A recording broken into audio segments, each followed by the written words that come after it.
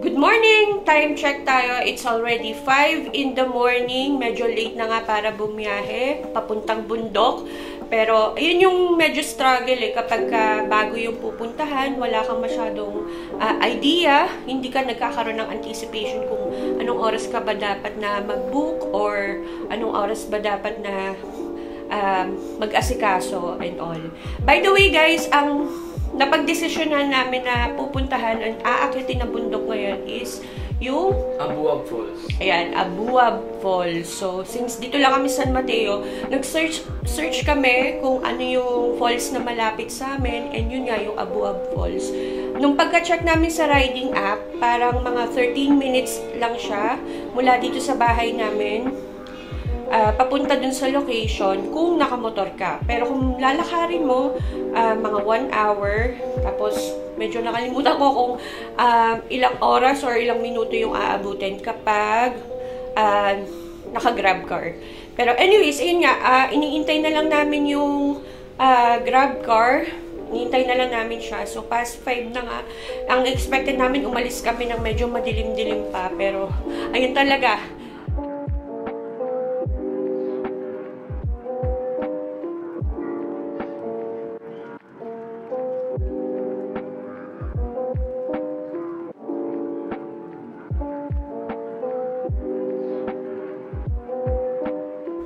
Okay, time check ulit. Ano na kuya? Na-mesmerize ka na sa lugar. So, time check. 6 o'clock na ng umaga. So, nandito na kami. Ayan.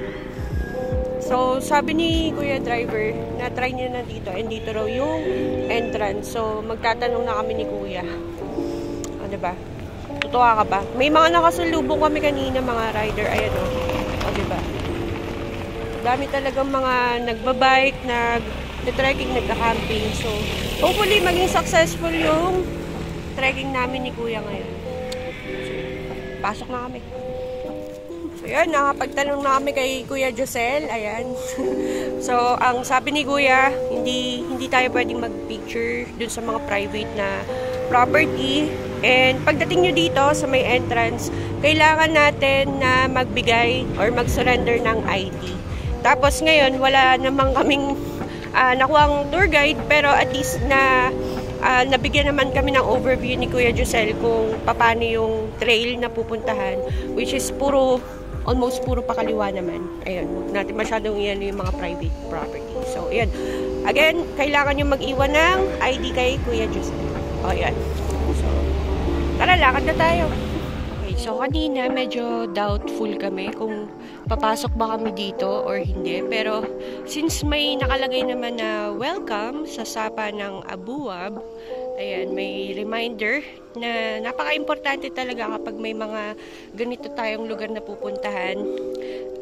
Isa to na paalala na kapag pumupunta tayo sa mga ganitong lugar, irerespeto natin yung kanilang location. Ayan, maging responsableng mamamayan ng San Mateo. So, ayun nga, hindi natin kinalimutang magdala ng mga garbage bag. So, ayan. Agad-agad, diba? Saglit lang kami. At nakarating na kami. Ayan, bawal pumasok kung walang pahintulot. Oh my God. May pahintulot ba tayo? Meron yata yung kay Kuya kanina. Pero, kaya mo ba tumawid dyan, Kuya? May aso. So, takot ka rin. Sige, pero sige, try natin to. Ang exciting naman ito. Kakatakot.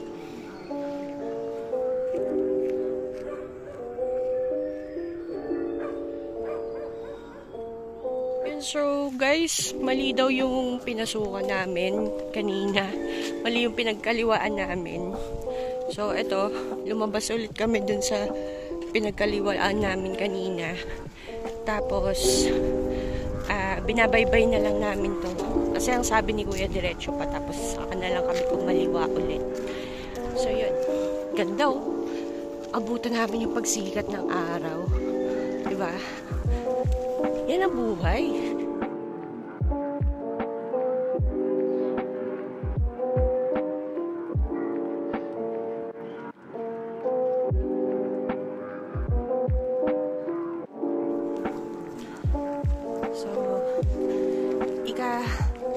15 minutes na namin siguro naglalakad, mga round off yun.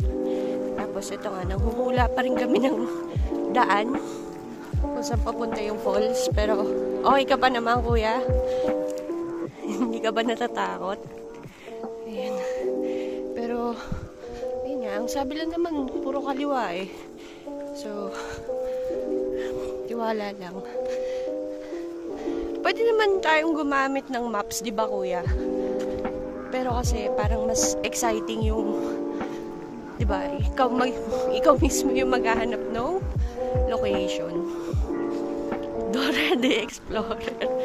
Ayan. Oh, grabe, nakakamiss yung gantong trip. Diba?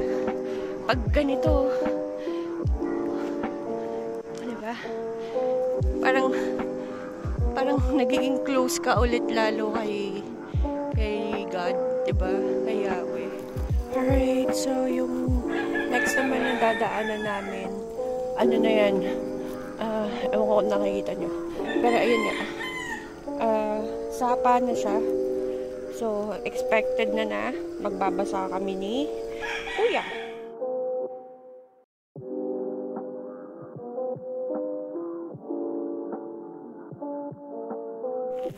Okay, umabot na kami sa isa sa mga, or first na tricky na lugar. Kasi, makikita nyo, may daan kasi pa ganon. Tapos meron ding daan dito. Pero diba sabi nga sa amin kanina, lahat ng dadaanan namin, puro pa kaliwa. So, nasa kaliwa to parehas. Ayan. Tsaka to.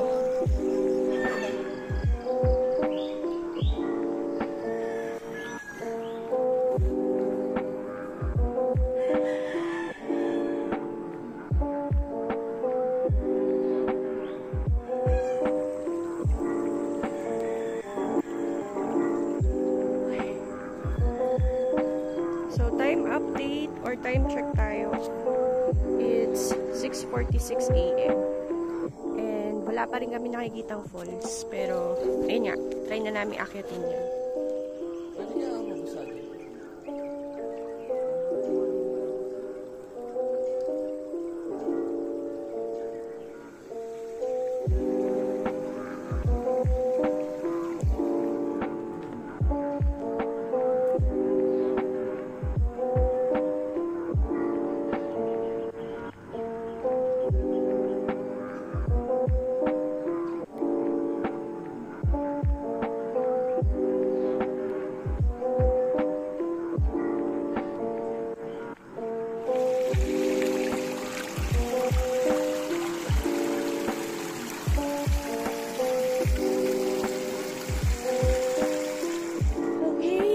Check 7:05 in the morning.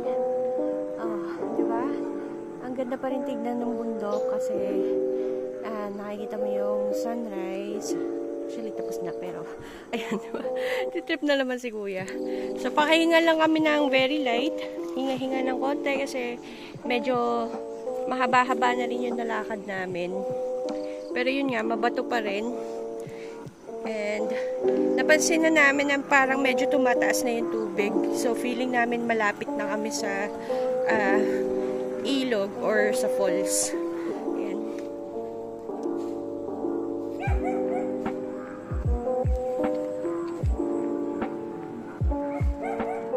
Medyo tricky yung part na to kasi ito separate yung daan. Kasi sabi kanina, di ba, puro kaliwa lang. So, yung pataas na yun yung kanan. Tapos, pagdating dito, parang dalawa rin yung daan. Diba? Parang, merong, eto, padaan dyan. Tapos, padaan din dito. So, di kami sure ni kuya kung saan yung daan na tatahakin namin. Pero, hopefully, may makasalubong kaming tao para mapagtanungan kung saan yung papuntang falls. So, dito kasi parang mababa siya. And I'm not sure kung meron pandaan kasi parang pataas na ng bundok. Tapos ito, parang meron pa siyang continuous na trail. So baka dito nga kasi niniwala naman ako sa instinct ni kuya. So sige, bahala na.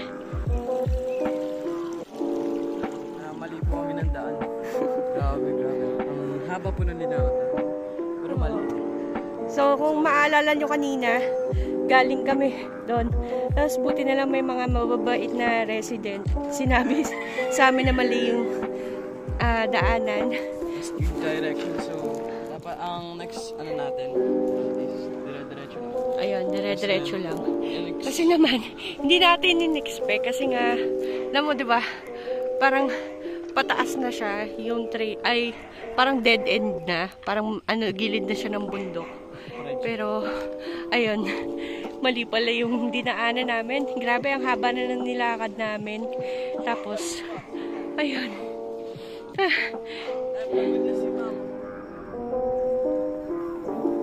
Time check, 7:38. Ayan, nandito kami. So, ang suggestion ni Kuya, wag kaming dumaan dyan.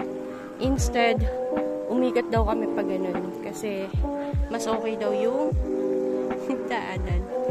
So, sige. Sundan natin. Kasi mukhang siya naman yung tour guide natin. Ano nangyari sa'yo? Napenjok? Napenjok sa puwet. Bigla-bigla kasi upupo doon, no? Sa bato. Diyan yung daan. Okay. Sige, sige.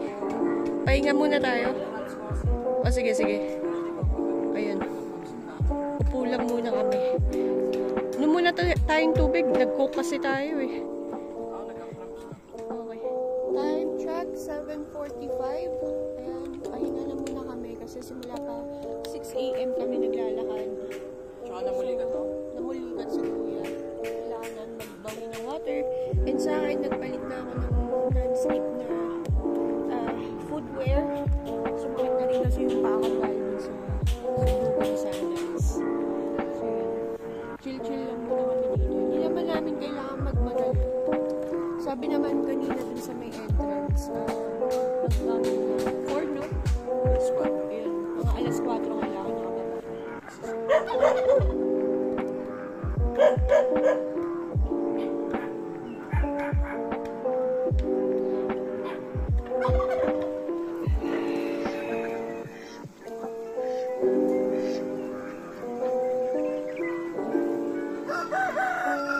Nakasalubong kami na residente dito.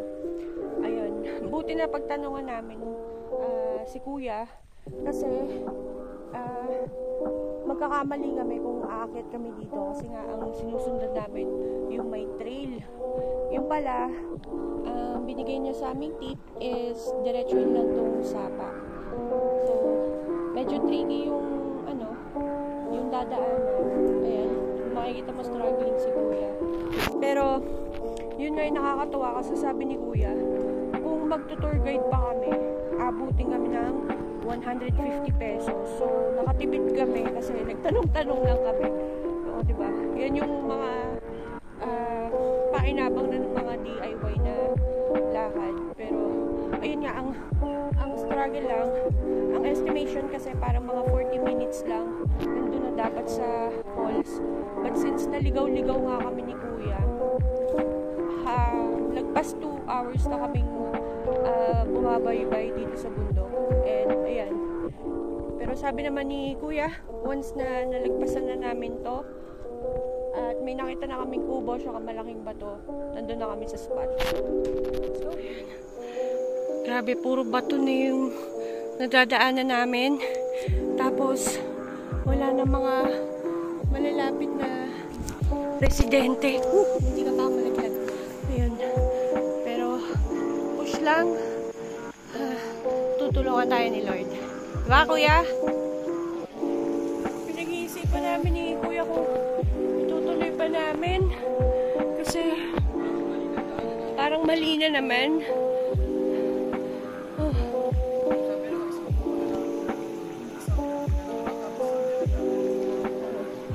Pero, wala eh. Puro bato-bato pa rin. May natadaan na ka pa bang ibang trail? Kanina may nakita ka pa ba? Wala, di ba? Puro bato lang. Testing muna natin ito. Pag wala talaga, buko ba o kubo? Grabe. Grabe guys, ang challenging nito Kasi, tingnan nyo naman. O, diba? Parang dead end na siya. So, wala na kaming mahanap na trail. So, di namin sure kung dediretso pa ba kami. Kasi baka mas lalo kami maligaw. O balik kami kung saan namin nakita si Kuya. Kasi parang lahat pataas na ulit eh.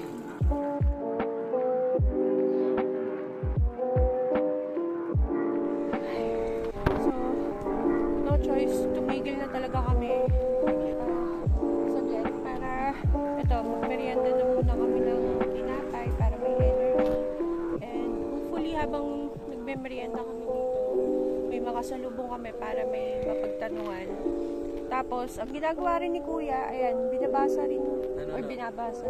Ay, ito na tayo, no? Ito na tayo.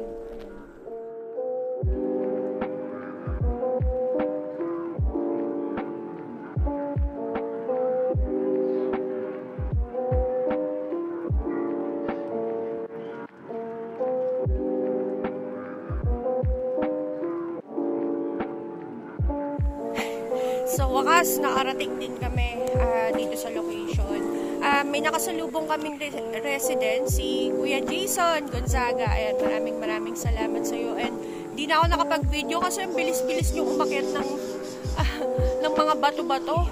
Ako, hindi ko kineri. Ayan, si Kuya ngayon lang nakaramdam ng pagod.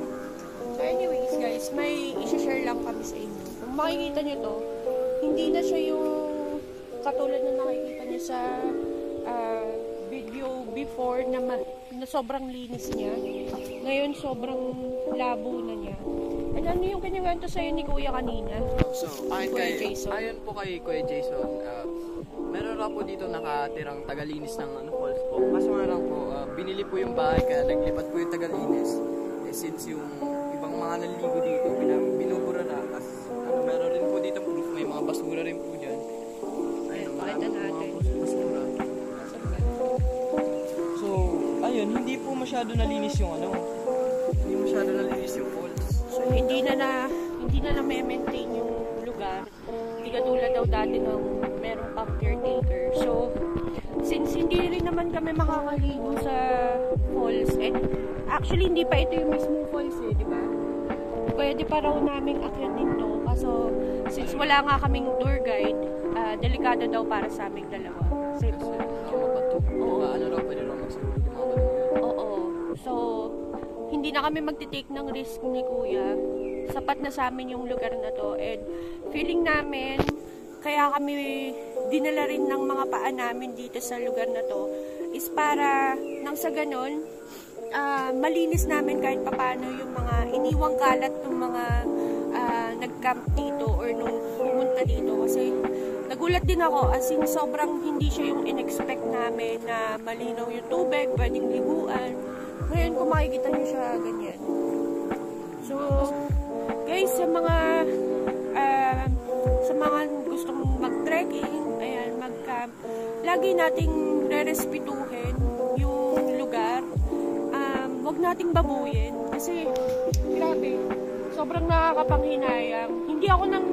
Me personally, hindi ako nang hinayang sa pinagod ko. Kasi, on the way naman, maganda pa rin nakakita pa rin naman tayo ng mga puno, ng tubig na malinis. Kaso, itong mga major spot, sasabihin na nating major spot, yung laging pinupuntahan talaga ng mga campers, ng mga trekkers. Nabalahura yung lugar.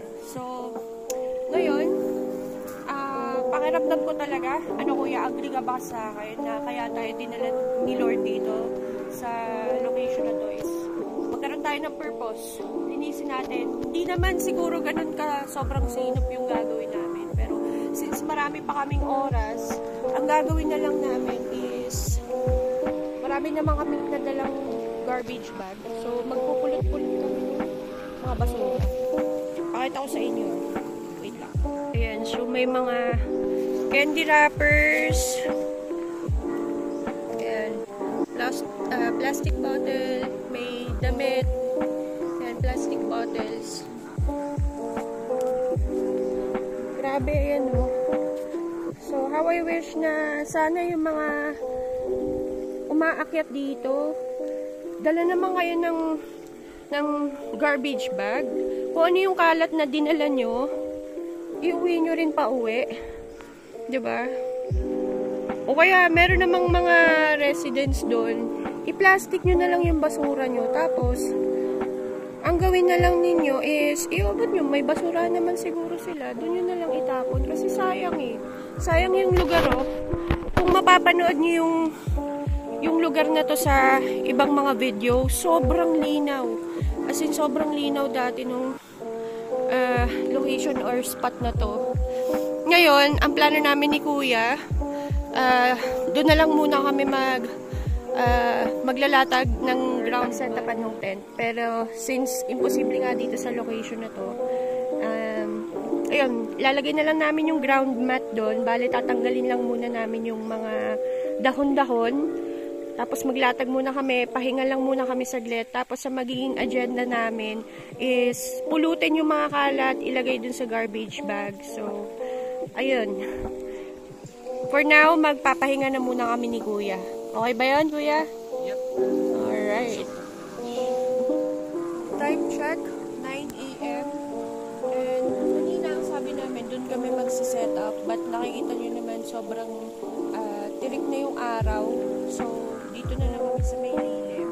Ayan, maraming salamat. Bamboo dito, no? Nasa likod. Ayan. Dito na rin kami nag-set up ni Kuya ng pahingahan. And, ayun, maya magluluto na kami. Para pagkatapos namin kumain, ayun, diretso na tayo mag-inis ng ating kagubatan, kapaligiran. So, nakasettle na si Kuya dyan. And dito, napansin ko merong parang pinagsigaan. Lang din kami magluluto ng aming kakainan. Ang ginawa na lang namin ni Kuya ay nag-iipon na lang kami ng mga dry leaves. And yan. Dyan na lang kami magluluto.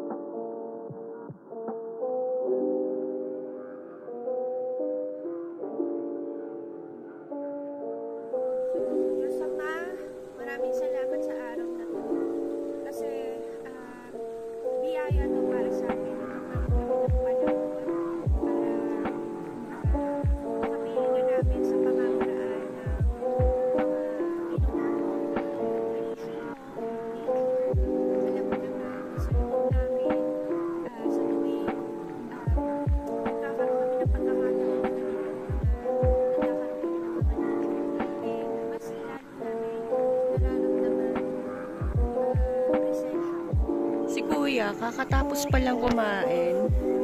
Ayan. Tingnan mo naman, maghuhugas dapat ako ng mga pinagkaanan namin. Pero siya nagsimula na kaagad siyang mag-iikot para mamulot ng basura. O, diba?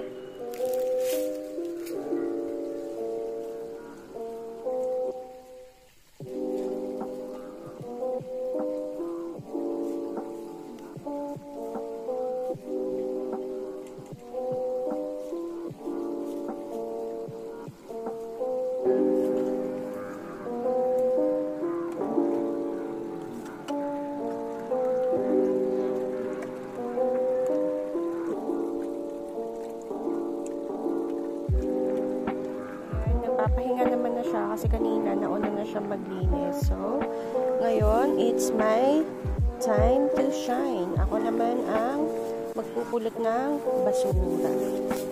So, dito medyo na clear na ni Kuya yung banda dito. Ayan, kanina may ang daming mga food wrapper, candy wrapper, mga cigarette butts na nakakalat dyan. Tapos, pinagpupulot na ni Kuya.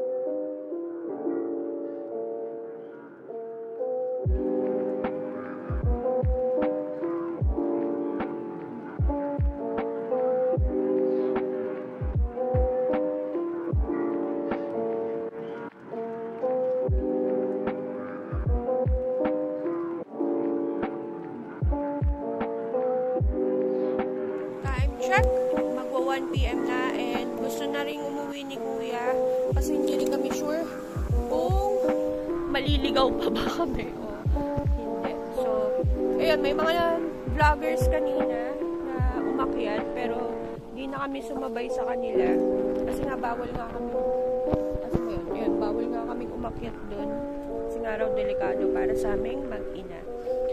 Lalo na wala kaming kasamang tour guide. So, yung iba sabi nila mukhang malinaw naman yung water doon. So, sayang hindi namin nakuha. Pero siguro next time, pag bumalik kami ni Kuya dito, akyatin na namin yung mismong falls. So, yun. Sana lang talaga maging ligtas at masaya pa rin yung trip namin pa uwi. So, ayun lang. Again, see you on our next video.